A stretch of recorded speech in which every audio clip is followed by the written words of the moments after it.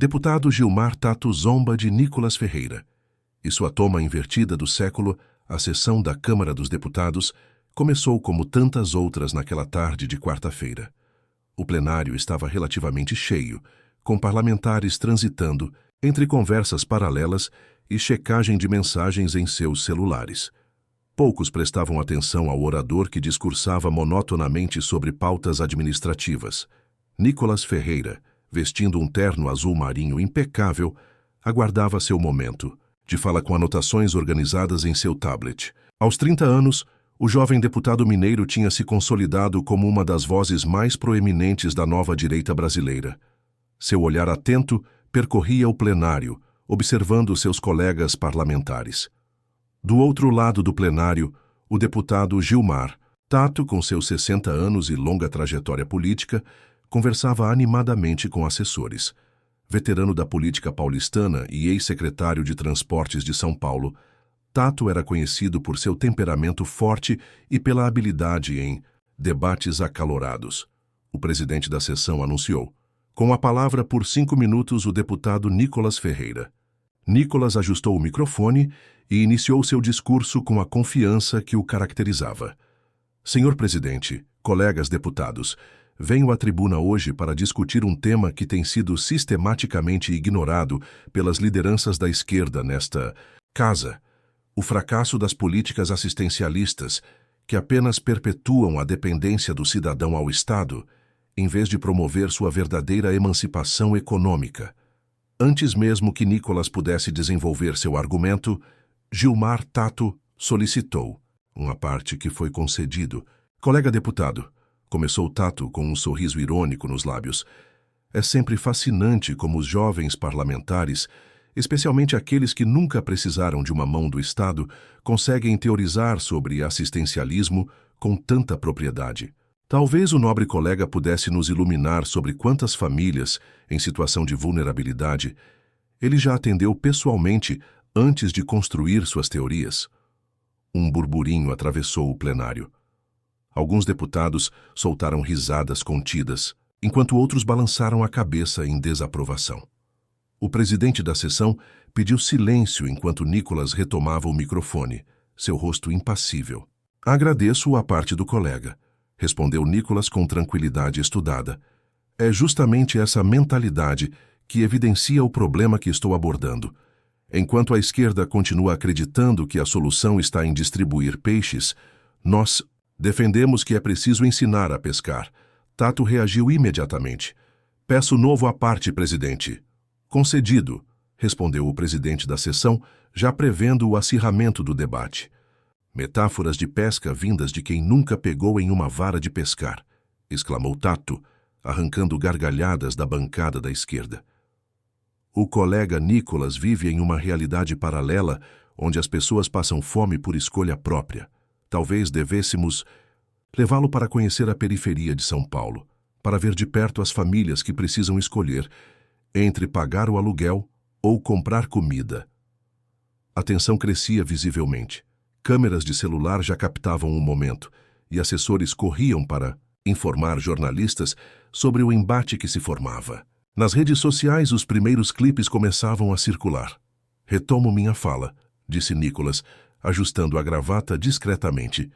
É interessante como o deputado Tato presume saber sobre minha origem e minhas experiências.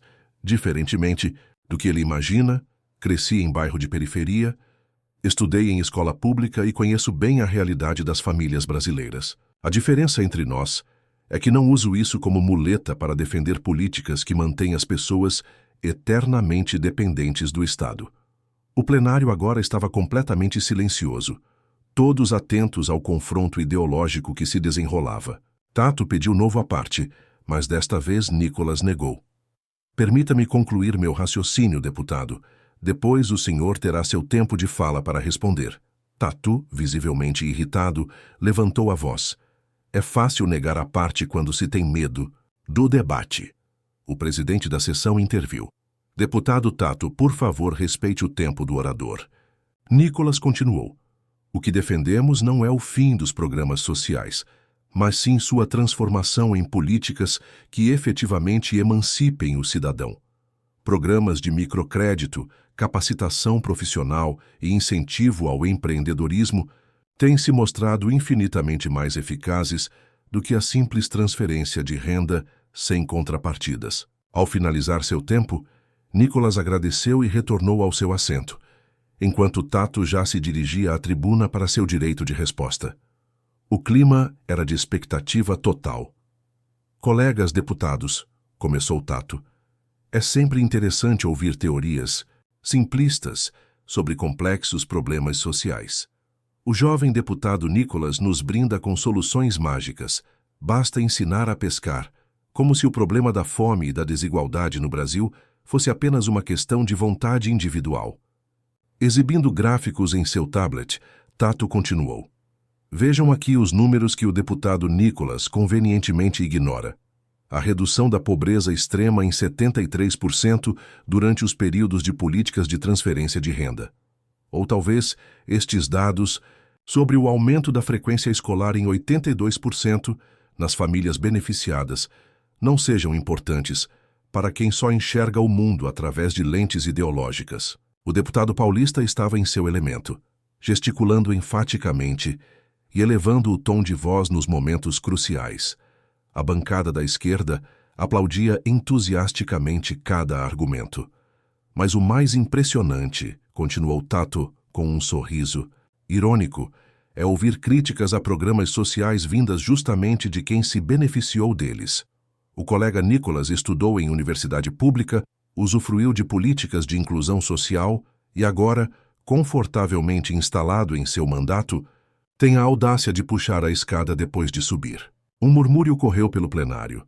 Nicholas, que havia permanecido calmo durante todo o discurso, fez sinal solicitando uma parte, que Tato, diferentemente dele, concedeu prontamente.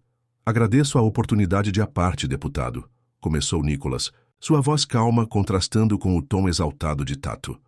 É curioso como o senhor tenta distorcer minha trajetória. Sim, estudei em escola pública, e justamente por isso posso afirmar categoricamente: o problema da educação no Brasil não é falta de dinheiro, mas sim a má gestão desses recursos. Tato interrompeu.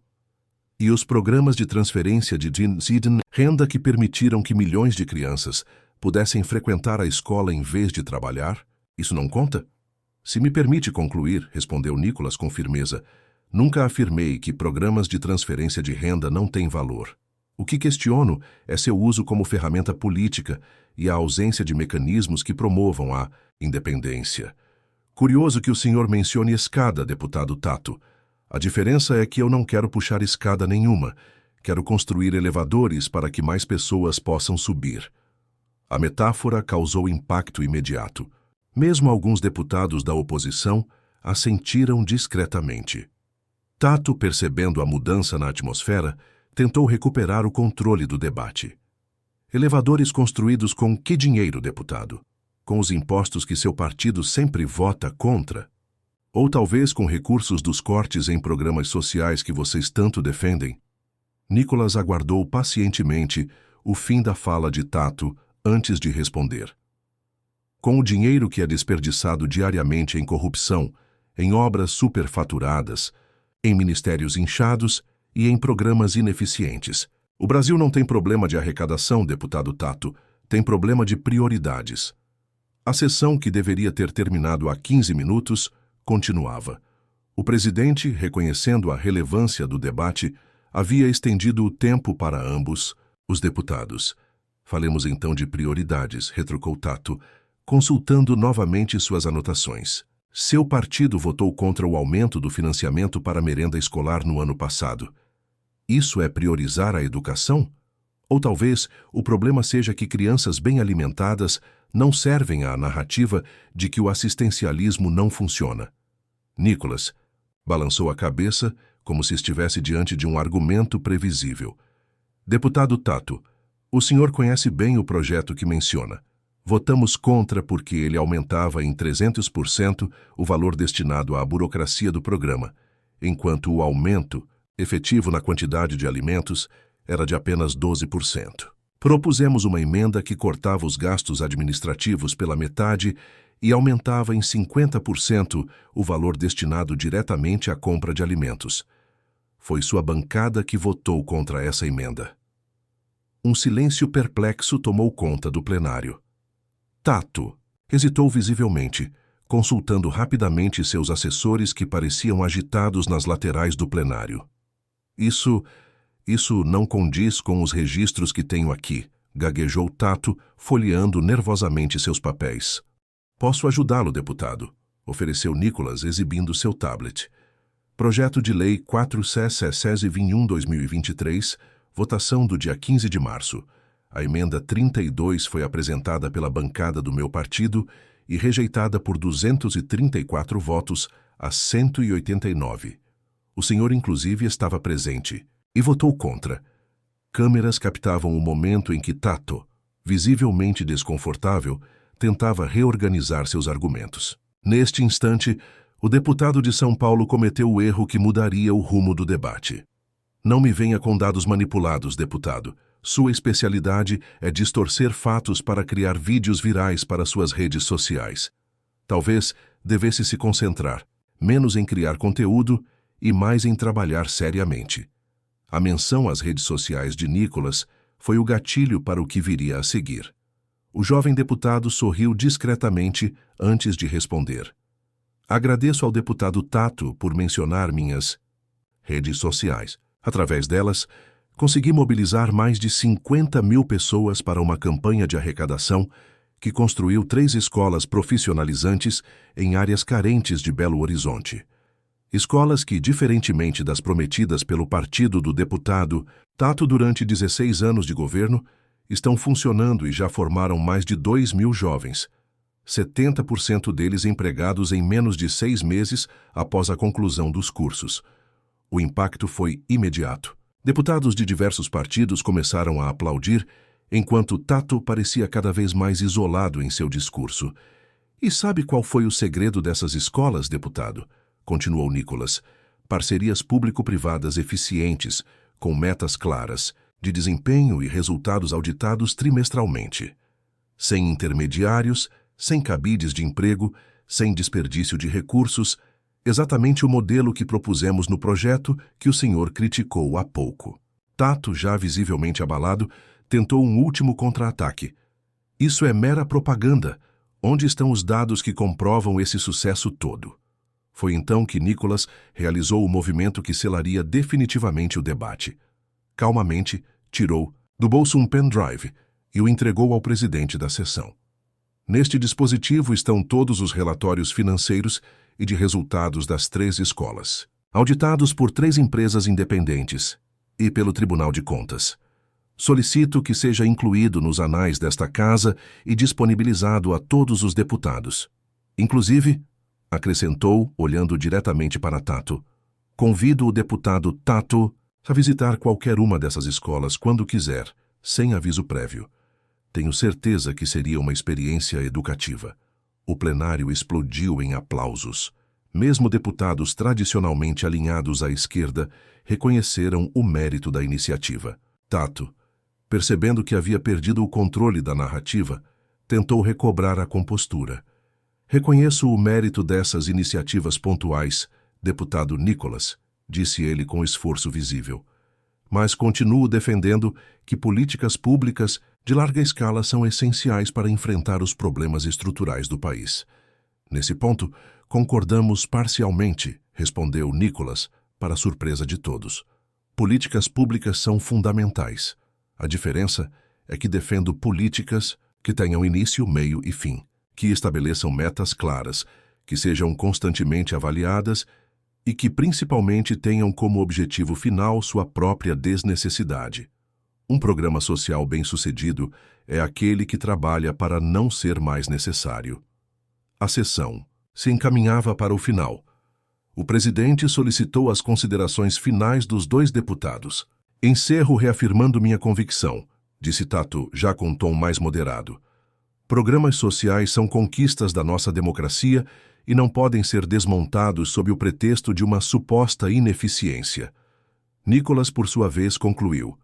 Não se trata de desmontar, mas de aprimorar, de transformar programas assistencialistas em políticas emancipatórias, de substituir o clientelismo pela cidadania plena. É esse o Brasil que acredito ser possível construir, além das divisões ideológicas que tanto prejudicam nosso desenvolvimento. Ao final da sessão, algo inesperado aconteceu. Gilmar Tato, em um gesto de grandeza que surpreendeu a todos, aproximou-se de Nicolas e estendeu-lhe a mão. Gostaria de aceitar seu convite para visitar uma das escolas, disse ele, sob o olhar atento de dezenas de câmeras. Talvez possamos encontrar mais pontos em comum do que imaginamos. Nicolas apertou a mão do colega com firmeza. Será um prazer. Deputado, acredito que o Brasil avança quando conseguimos dialogar além das nossas diferenças. Nas redes sociais, o vídeo do debate alcançou milhões de visualizações em poucas horas. Comentaristas políticos de diferentes espectros ideológicos destacaram a qualidade da discussão e, principalmente, a reviravolta protagonizada por Nicolas, que conseguiu transformar um embate potencialmente destrutivo em uma oportunidade de construção de pontes. O jovem deputado mineiro, que já era uma figura de destaque no cenário político nacional, consolidou sua imagem como um político capaz de defender suas convicções com firmeza, mas também de buscar consensos quando necessário. Sua toma invertida do século, como o episódio ficou conhecido, entrou para o anedotário político brasileiro como exemplo de como um debate de ideias pode ser conduzido com respeito e inteligência.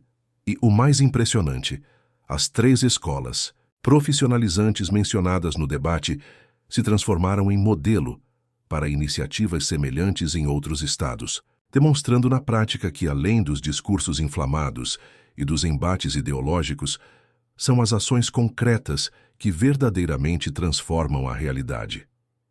Semanas depois, a visita conjunta de Nicolas e Tato a uma das escolas resultou em um projeto de lei bipartidário para expandir o modelo para outras regiões do país. O Brasil descobria, enfim, que é possível construir pontes onde antes só havia abismos.